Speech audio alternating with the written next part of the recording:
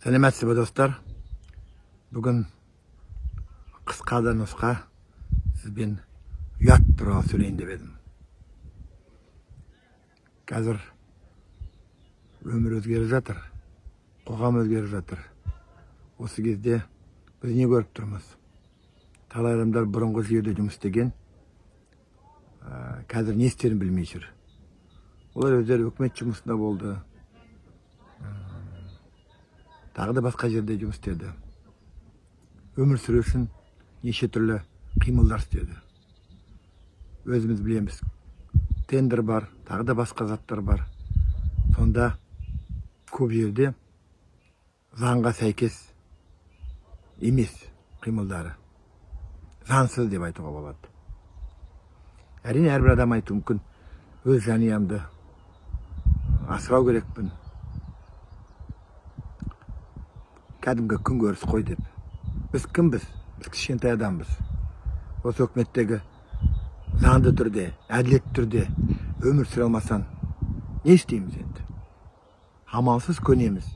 Амалсыз осы парақорлыққа көнеміз де, параны береміз, тендер аламыз, жұмысқа орналасқанда пара төлейміз.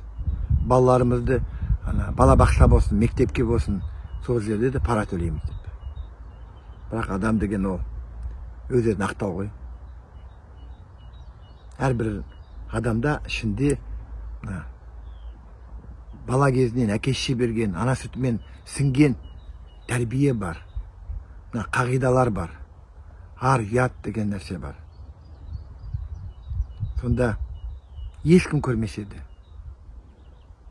ешкім естімесе де, бірақ біз өзіміз ішімізде, құлағымызда дауыс естіліп тұрады. Ол біздің ұят бізбен сөйлеп тұрады. Кейде түнімен сөйлейді, кейде күні түні сөйлейді. Сонда адам қиналады. Дұрыс істеп жүр ме, дұрыс істемей жүр ме? Кейбір адамдар арақ ішіп кетеді. Әсіресе мына полиция болсын, басқа прокуратурада істеген адамдар неге көп арақ ішеді? Өйткені жұмыстары әділетсіз екенін біледі де, амалсыздықтан стрессті алу керек қой. Шенеуніктер көбі сондай. Енді қарапайым адам ылғи ақталады ғой. Біз кішкентай адамбыз, өмір сондай, күн көру керек. Бірақ өсіп жатқан балаларға біз қандай тәрбие береміз? Осы 30 жылдың ішінде талай жастар өсті. Осы әділетсіздікті, осы парақорлықты олар өмірдің нағыз заңы деп қабылдап өсті. Сол үлкен бір қылмыс. Біз орта буын, үлкен буын, ақсақалдар, зиялы қауым, ол біздің бәріміз қылмысымыз. Өйткені осыны көрген жастар не істейді? Шетелге кетеді, қашады. Кейбір адамдар суицидқа кетеді. Өкінішке орай, біз әлемде суицидпен 3-ші орындамыз. Ал жастардың арасында біз 1-ші орындамыз әлемде. Бұл не деген сұмдық? Демек, қазақ қоғамы әділетсіз қоғам, адамды бақытсыз қылатын қоғам. Сол үшін жастар оны шыдамай өз еркімен өмірден кетеді. Оларды, ой, сендер әлсізсіңдер, орысша айтқан сила воли жоқ деп айтуға болмайды. Әрбір бала пәк бала. Ол тазалықты, шындықты іздеп жатқан кезінде осы жүйенің опасыздығын көріп, қатандығын көріп, шыдамайды. Жүректер езіліп кетеді. Біз соны ойлайық. Жарайды, балаларымыз өсті деп кейбіреулер айтады. Бірақ немереміз өсіп жатыр. Қараңдар, бүлдіршіндер қандай жақсы күліп жүр, ойнап жүр. Бірақ 5 жыл, 10 жыл өтеді. Оларды да осы жүйе таптап мышып кетеді. Обал емес. А себеп неде?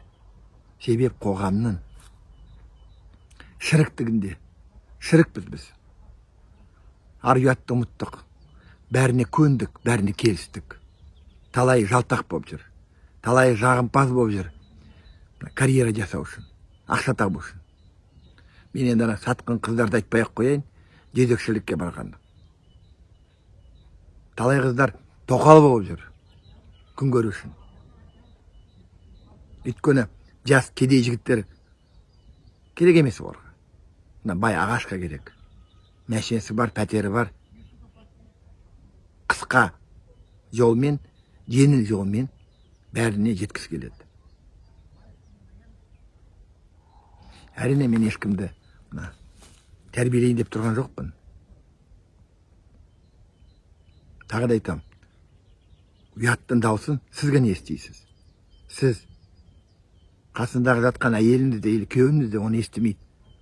Туған бауырыңыз, немесе ағаңыз, апайыңыз естімейді. Сіз егер бөліспесеңіз онымен, қиналып жүрмін, не істеймін деп.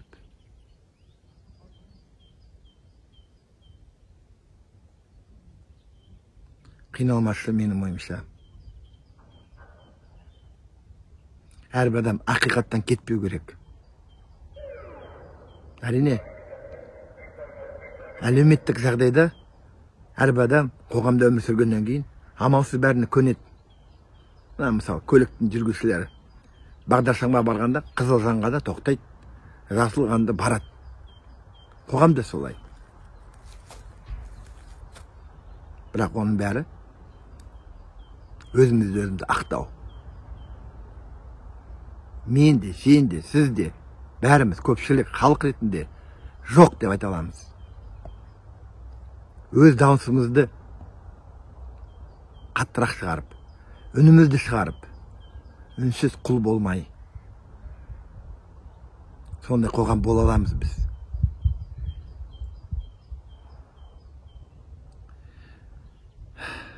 Осындай ойлармен сізбен бөліскім келді.